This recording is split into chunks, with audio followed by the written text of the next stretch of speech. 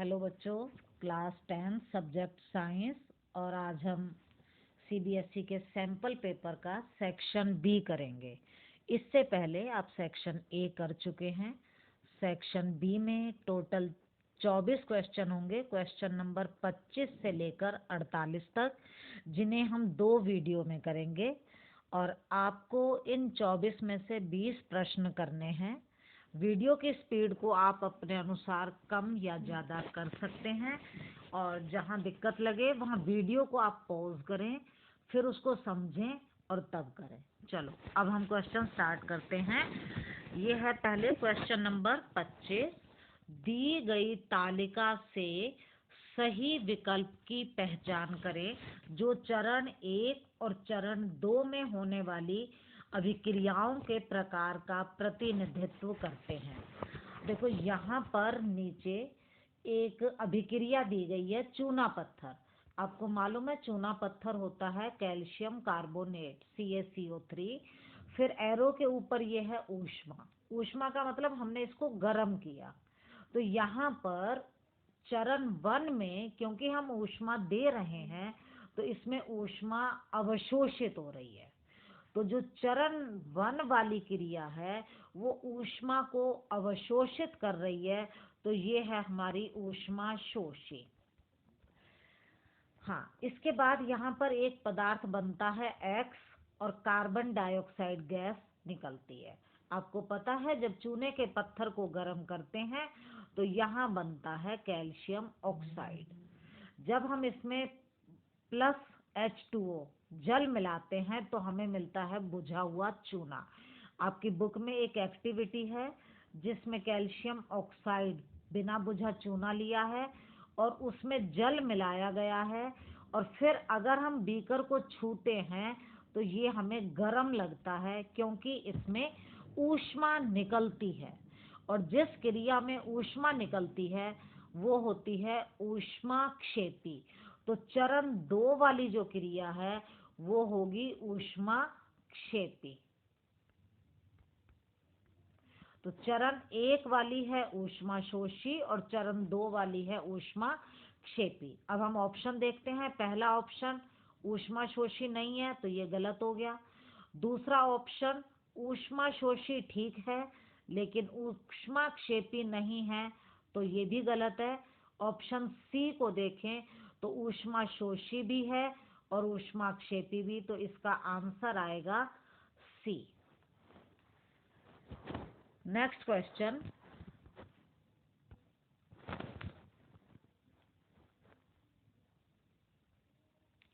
किस वर्ष में हाइड्रोजन आयन की सांद्रता सबसे अधिक है? देखो यहाँ एक ये ग्राफ दे रखा है। ये पीएच का मान है 0, 1, 2, 3, 4, और यहाँ नीचे सम दे रखे हैं 2000, 2001, 2002। और ये 2001 में जो नीला रंग दिखा रहा है वो है वर्षा का पीएच मान। तो यहाँ पर हम देखेंगे किस वर्ष में हाइड्रोजन आयन की सांद्रता सबसे अधिक है। देखो बेटा, आपकी बुक में एक चार्ट बना हुआ है जिसमें अगर पीएच मान 7 है तो हाइड्रोजन आयन और हाइड्रोक्साइड आयन बराबर है, ठीक है। और फिर जब पीएच ये 0 है और ये 14 है, यहाँ पर ये जो नीचे वाले हैं ये हाइड्रोक्साइड आयन है ये, और जो ऊपर वाला दिखा रहा है ये है हमारे हाइड्रोजन आयन। तो हम देख रहे हैं कि जब पीएच 7 से 0 मतलब घटती है तो हाइड्रोजन आयन बढ़ते हैं। जब पीएच मान घटता है, जैसे यहाँ 0 पर आता है, तो हाइड्रोजन आयन की सांद्रता अधिक होती है। तो हाइड्रोजन आयन अधिक होते हैं। अब हम अपने ग्राफ को देखें तो हाइड्रोजन आयन की सांद्रता अधिक है, तो इसका मतलब जब पीएच घट रही है, सबसे कम है। हम इस ग्राफ को देखते हैं तो ये पॉइंट ऐसा है जो ग्राफ में सबसे नीचे है, और ये कौन सा सन है? 2002। तो इसका आंसर हो जाएगा आपका ए 2002। अगला प्रश्न, दिया गया आरेख धातु और तनु अम्ल के बीच अभिक्रिया को दर्शाता है। पहले आपको पता होना चाहिए जब भी कोई धातु तनु अम्ल से क्रिया करती है तो हाइड्रोजन गैस निष्कासित होती है। अब यहाँ हम चित्र को देखें तो ये जिंक धातु है, यहाँ पर मैग्नीशियम है, ये आयरन है Fe और ये है कॉपर। ये हमारी 4 अलग अलग धातु हैं। पहले में कॉपर, पहले में जिंक, मैग्नीशियम, फिर आयरन और फिर है कॉपर। इन सब में डाइल्यूट HCl तनु हाइड्रोक्लोरिक अम्ल डाला है। आपको पता है क्रिया होगी तो हाइड्रोजन निकलेगी, पर अगर आप फोटो को देखो तो इसमें जो बी नंबर पर फोटो है, परख नली बी में मैग्नीशियम के भिन्न व्यवहार का क्या कारण है? बाकी सभी में देखो तो आपको धातु नीचे दिख रही है, इसमें धातु ऊपर दिख रही है। बाकी सभी में ये नीचे है धातु, तो ये ऐसा क्यों है? तो देखो हम ऑप्शन देखते हैं। पहला है मैग्नीशियम तनु HCl से हल्का तत्व है, ये गलत है।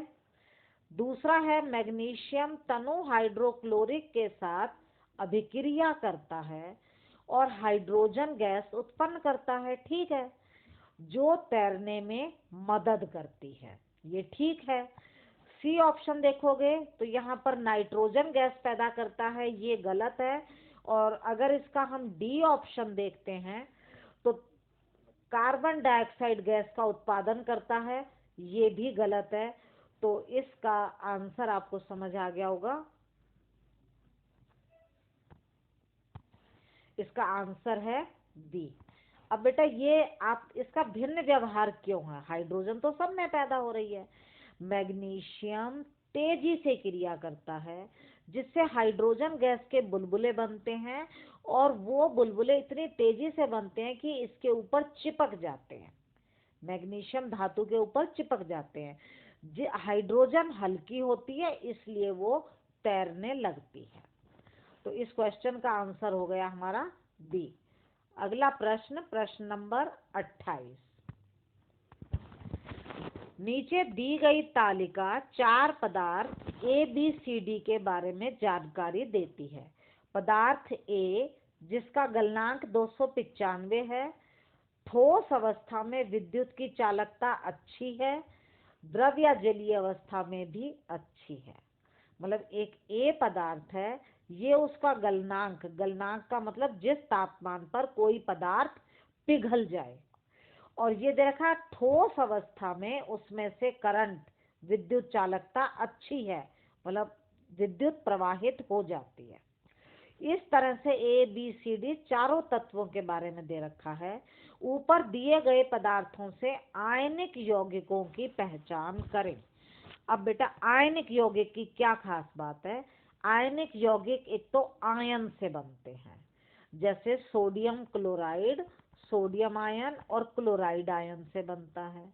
इन दोनों आयनों के बीच में बहुत अधिक आकर्षण बल होता है, इसलिए इनका गलनांक उच्च होता है। आयनिक यौगिकों का गलनांक उच्च, ऊंचा, ज्यादा होता है। दूसरी बात यहाँ पर क्योंकि आयन बनते हैं, और जब आयन बनते हैं तो वो ठोस अवस्था में तो विद्युत का चालन नहीं करते, लेकिन द्रव अवस्था में या जलीय विलयन में विद्युत का चालन करते हैं। अब हम देखते हैं कि इसमें से कौन कौन आयनिक यौगिक हैं। तो यहाँ पर हम देखें, मैंने बताया कि एक तो उच्च गलनांक, सबसे उच्च गलनांक यहाँ पर है सी का, लेकिन इसकी विद्युत चालकता ठोस अवस्था में खराब है, ठीक है, द्रव अवस्था में अच्छी है, तो सी ऑप्शन तो आयनिक यौगिक है। आपको देखना है गलनांक उच्च होना चाहिए और वो जलीय या द्रव अवस्था में विद्युत का चालन करता हो।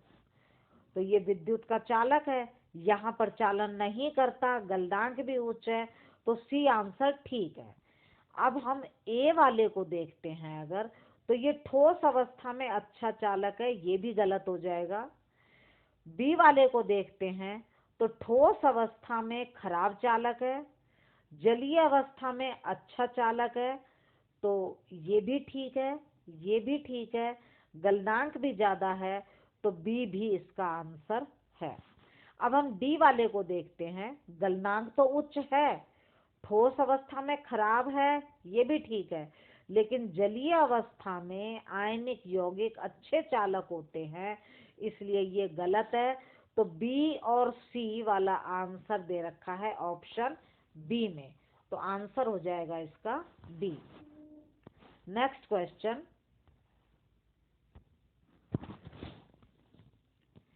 विनय ने देखा कि सफेद शर्ट पर करी का दाग साबुन से रगड़े जाने पर लाल भूरा हो जाता है।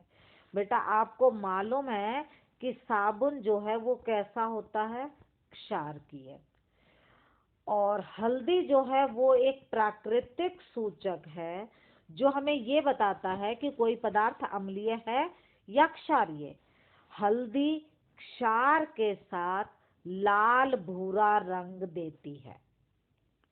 अब हम प्रश्न को पढ़ते हैं।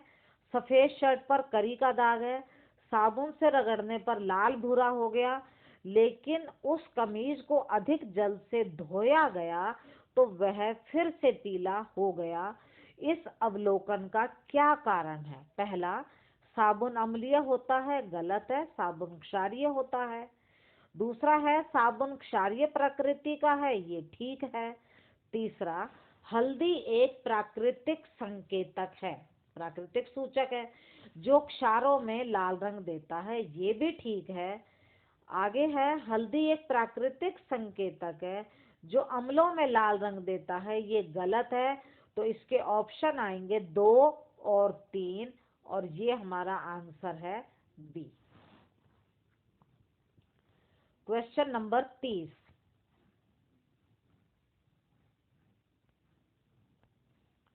निम्नलिखित में से किस व्यवस्था में बल्ब जलेगा? हमें देखना है, 4 फोटो हैं, इनमें से किसमें बल्ब जलेगा?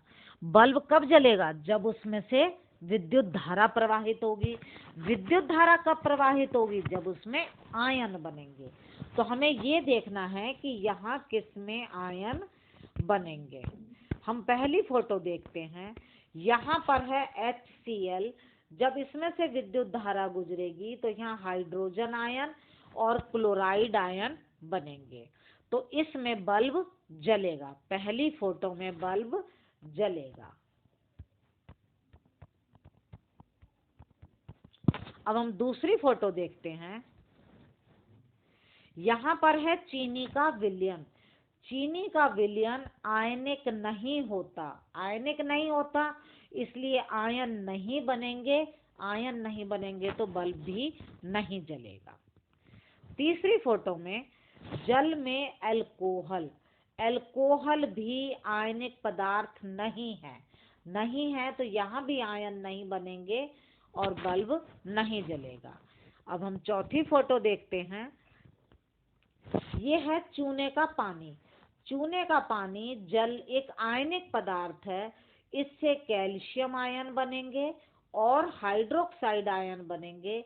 अब आयन बन रहे हैं तो विद्युत धारा प्रवाहित होगी, विद्युत धारा प्रवाहित होगी तो वह आयनिक होगा और बल्ब जलेगा। तो हमारा ऑप्शन पहला ठीक है और चौथा ठीक है। हाँ, ये हमारा पहले और चौथे वाला है आंसर, पहला और चौथा बी। तो इस प्रश्न का उत्तर हो जाएगा बी। अगला प्रश्न,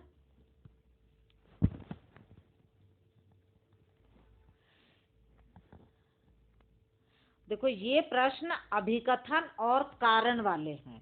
इसमें आपको 2 स्टेटमेंट दे रखी हैं, उनमें से एक तो अभिकथन है ए और दूसरा कारण है आर। अब आपको इसमें से ये 4 आंसर हैं, इनमें से आपको कोई एक आंसर देना है। अगर ए और आर दोनों सत्य हैं दोनों सही हैं। और आर अभिकथन की सही व्याख्या है। मतलब अगर हम अभिकथन को प्रश्न बनाएं तो उसका उत्तर आर है, तो ऑप्शन आएगा ए। दोनों सत्य हैं और आर अभिकथन की सही व्याख्या नहीं है, आंसर नहीं है, तो ऑप्शन आएगा बी। अगर सिर्फ एक ए सही है तो आंसर सी, अगर ए गलत है आर सही है तो आंसर आएगा डी। हमें अब 31 से लेकर 34 तक के प्रश्न इसी तरह से करते हैं।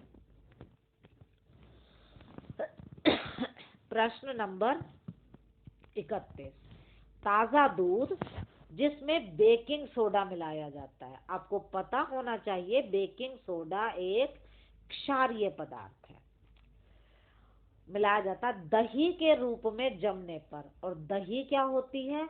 दही अम्लीय होती है, खट्टी होती है। ताजा दूध जिसमें बेकिंग सोडा मिलाया गया है तो दही के रूप में जमने में अधिक समय लगता है, ज्यादा देर लगेगी। क्यों? क्योंकि वो पहले ही क्षारीय है, तो उसको अम्लीय बनने में ज्यादा समय लगेगा। तो अभिकथन हमारा सही है। अब कारण को देखते हैं। बेकिंग सोडा ताजे दूध के पीएच मान को घटाकर 6 से कम कर देता है। बेटा बेकिंग सोडा है क्षारीय, और जब कोई चीज क्षारीय होती है तो उसकी पीएच वैल्यू 7 से अधिक होती है, लेकिन यहाँ लिखा है वो 6 से कम कर देता है, तो ये गलत है। अब यहाँ पर ए सही है और आर जो है वो गलत है, तो इसका ऑप्शन आएगा सी। अगला प्रश्न, अभिकथन वनस्पति का खाद में अपघटन एक ऊष्माशोषी अभिक्रिया। वनस्पति जो आपके पेड़ पौधों के, सब्जियों के छिलके वगैरह है, इनसे जब खाद बनती है तो उसमें ऊष्मा निकलती है। ऊष्मा निकलती है तो क्रिया होगी ऊष्माक्षेपी। ये कह रहे हैं ऊष्माशोषी, जो गलत है, क्योंकि यह क्रिया ऊष्माक्षेपी होगी। तो पहला कथन तो हो गया गलत। अब दूसरा ऑप्शन देखो, अपघटन। अपघटन जिसमें एक पदार्थ दो या दो से अधिक में टूट जाए। अपघटन अभिक्रिया में एकल अभिकारक सरल उत्पाद में टूटता है। बिल्कुल ठीक है, एक पदार्थ होता है जो टूटकर दो या दो से ज्यादा बनाता है, तो ये हमारा सही है। अब हम इसका ऑप्शन देखते हैं। हमारा अभिकथन गलत है और कारण सही है। तो अभिकथन गलत है और आर सत्य है, तो ये हमारा ऑप्शन आ जाएगा डी।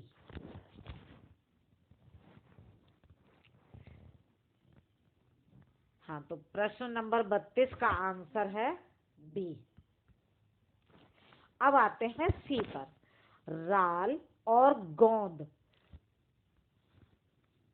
राल और गोंद पौधों में पुराने जाइलम उत्तक में जमा होते हैं। बेटा राल और गोंद दोनों ही वर्ज्य हानिकारक अपशिष्ट पदार्थ हैं जो पुराने जाइलम उत्तक में जमा होते रहते हैं। तो पहला कथन यहाँ पर सही है। अब हम इसका कारण देखते हैं। यहाँ पर अभिकथन जो है वो सही है। कारण में राल और गोंद पानी के अणुओं के परिवहन की सुविधा प्रदान करते हैं। मतलब जल को परिवहन एक जगह से दूसरी जगह ले जाते हैं। ये गलत है, क्योंकि ये तो अपशिष्ट पदार्थ होते हैं। तो यहाँ ए सही है, आर गलत है, और जब ए सही और आर गलत हो तो आंसर हो जाएगा सी। प्रश्न नंबर 34, अभिकथन दिन के समय आकाश नीला दिखाई देता है। बेटा ये तो आप सबको मालूम है कि आकाश नीला दिखाई देता है दिन के टाइम। आगे देखो कारण, सफेद रोशनी 7 रंगों से बनी होती है। बेटा अगर हम 7 रंग कौन कौन से, विबग्योर, बैंगनी, आसमानी, नीला, आसमानी, हरा, पीला, संतरी और लाल, इन सबको हम सही अनुपात में मिलाएं तो हमें श्वेत प्रकाश दिखाई देगा। तो श्वेत रोशनी 7 रंगों से मिलकर बनी है, ये बात भी ठीक है। वो 7 रंग कौन कौन से हैं? बैंगनी है, आसमानी, नीला, हरा, पीला, मैं गलत बोल गई, बैंगनी, फिर नीला, फिर आसमानी। तो ये भी कथन सही है, दोनों कथन सही है, तो आंसर ए भी हो सकता है और बी भी। हम कैसे चेक करेंगे? हम अभी कथन का देखते हैं, क्या इसका ये आंसर है? दिन के समय आकाश नीला दिखाई देता है, क्यों? तो उसका आंसर है प्रकीर्णन के कारण। जब भी रंग का प्रश्न आ जाए तो प्रकीर्णन आंसर होगा। तो ये इसका सही कारण नहीं है कि 7 रंगों से बनी है, तो बी ऑप्शन नहीं होगा, इसका आंसर होगा ए। प्रश्न नंबर 35, मैं शायद गलत बोल गई, इसका आंसर होगा बी, क्योंकि ए सही है, ए और आर दोनों सही हैं और आर अभिकथन की सही व्याख्या नहीं करता, इसलिए। अगला प्रश्न है प्रश्न नंबर 35। नीचे दी गई तालिका अम्ल और क्षार के साथ कुछ तत्वों की हाइड्रोजन गैस उत्सर्जित करने के लिए की गई अभिक्रिया दर्शाता है। इनमें से कौन सा तत्व उभयधर्मी ऑक्साइड का निर्माण करेगा? देखो, उभयधर्मी ऑक्साइड क्या होते हैं? वे ऑक्साइड जो अम्ल और क्षारक दोनों से क्रिया करें, अम्ल से भी क्रिया करें और क्षारक से भी क्रिया करें, उन्हें उभयधर्मी ऑक्साइड कहते हैं। तो अब हम यहाँ पर देखते हैं, ए तत्व ना अम्ल से करता है ना क्षारक से, तो गलत। बी तत्व अम्ल से भी करता है क्षारक से भी, तो बी आंसर सही है। सी वाले को देखें, अम्ल से करता है क्षारक से नहीं, तो ये भी गलत है। डी अम्ल और क्षारक दोनों से करता है, तो सही आंसर है। इसका आंसर बी और डी वाला होगा, बी। प्रश्न नंबर 36। निम्नलिखित में से जीवों के किस समूह में शरीर से गुजरने के एक चक्र में रक्त केवल एक बार ही हृदय से प्रवाहित होता है? बेटा, आपको यहाँ याद रखना है, मछलियों में के शरीर में रक्त एक चक्र में एक ही बार प्रवाहित होता है। अगर हम ए ऑप्शन को देखें तो खरगोश मछली नहीं है, यहीं पर गलत हो गया। बी ऑप्शन को देखें, मेंढक, मगरमच्छ, कबूतर, ये भी मछली नहीं है, तो गलत हो गया। तीसरे ऑप्शन को देखें तो व्हेल, लेबियो, दो तो मछली हैं लेकिन पेंगुइन मछली नहीं है, ये भी गलत है।